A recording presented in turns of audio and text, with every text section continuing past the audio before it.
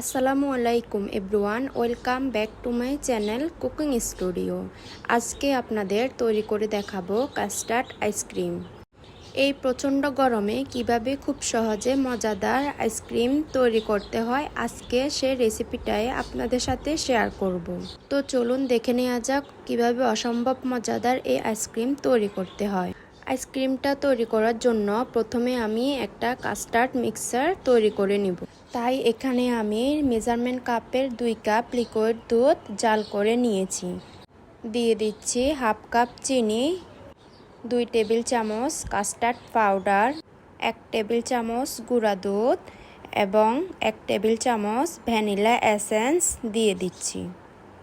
এখানে খেয়াল রাখতে হবে দুধটা যেন নর্মাল তাপমাত্রা অথবা ঠান্ডা অবস্থায় থাকে। এবার আমি সবগুলো উপকরণ একসাথে ভালোভাবে মিশিয়ে চুলায় বসিয়ে দিচ্ছি। চুলার আঁচটা মাঝারি আঁচে রেখে অনবরত নাড়তে হবে যতক্ষণ ঘন এবং থকথকে না হয়ে আসে। আস্তে আস্তে দেখবেন এটা ঘন হতে শুরু করবে এবং অনেকটা থকথকে হতে থাকবে। যখন এটা এরকম ঘন হয়ে আসবে তখন চুলা থেকে নামিয়ে নিতে হবে, কারণ এটা ঠান্ডা হলে আরও ঘন হয়ে যাবে। আমার কাস্টার্ডটা একদম ঘন হয়ে গেছে, এখন আমি এটা নামিয়ে নিচ্ছি।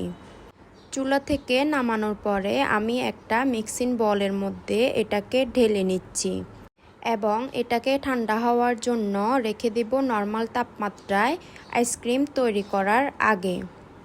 চলুন অপেক্ষা করছি ঠান্ডা হওয়ার জন্য। এবার এখানে আমি একটা বোলের মধ্যে 1 কাপ পরিমাণ ঠান্ডা লিকুইড হুইপড ক্রিম নিয়ে নিলাম। এখন একটা ইলেকট্রিক বিটারের সাহায্যে এটাকে আমি কিছুক্ষণ বিট করে নিব যতক্ষণ না এটা সফট ফোমি হয়ে আসে। এটাকে আমরা কেক ডেকোরেশনের জন্য যতটা ফোমি করা হয় অতটা করতে হবে না। একটু লিকুইড সফট থাকা অবস্থায় বিট করা বন্ধ করে দিতে হবে। আমার ক্রিমটা হয়ে গিয়েছে, এখন আমি বিট করা বন্ধ করে দিচ্ছি। আপনাদেরকে আমি একটু তুলে দেখাচ্ছি, এরকম হওয়া অবস্থায় বিট করা বন্ধ করে দিতে হবে। এখন আমি সেই কাস্টার্ডের মিক্সারটা বের করে নিয়েছি। দেখেন এটা কিন্তু খুব সুন্দরভাবে জমে গিয়েছে এবং এটা সম্পূর্ণভাবে ঠান্ডা অবস্থায় আছে এবং এটাকে আমি বিট করে নিচ্ছি। আর এটা সম্পূর্ণ আইসক্রিম তৈরি করার পূর্বেই করতে হবে। আপনারা এভাবে সুন্দর করে বিট করে স্মুথ করে নেবেন। দেখেন এটা অনেক সুন্দরভাবে স্মুথ হয়ে গিয়েছে। আমার কাস্টার্ডটা বিট করা হয়ে গিয়েছে। এখন আমি এই কাস্টার্ডটা সেই মিক্স করা ক্রিমের সাথে মিশিয়ে নিব। কাস্টার্ডটা কিন্তু ঠান্ডা অবস্থায় মিশাতে হবে, না হলে ক্রিমটা গলে যাবে। এখন এটাকে আমি সব কিছু ভালোভাবে মিশিয়ে 1 মিনিটের মতো বিট করে নিব।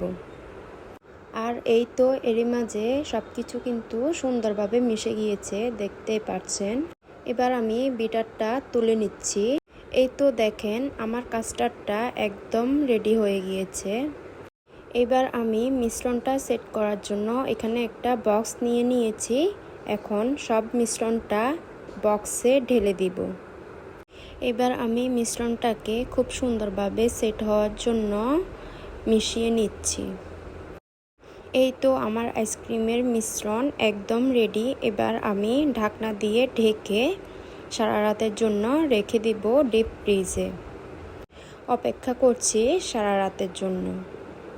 সারা রাত পরে আমি বক্সটা ফ্রিজ থেকে নামিয়ে নিলাম। এই যে দেখেন আমার আইসক্রিমটা খুব সুন্দরভাবে জমে গিয়েছে। এখন আমি এটাকে একটু পরিবেশন করে দেখাবো আপনাদের। এই যে তৈরি হয়ে গেল আমার খুব মজাদার কাস্টার্ড আইসক্রিম। আমার রেসিপিটা ভালো লাগলে আপনারা একটা লাইক ও সাবস্ক্রাইব করে রাখবেন।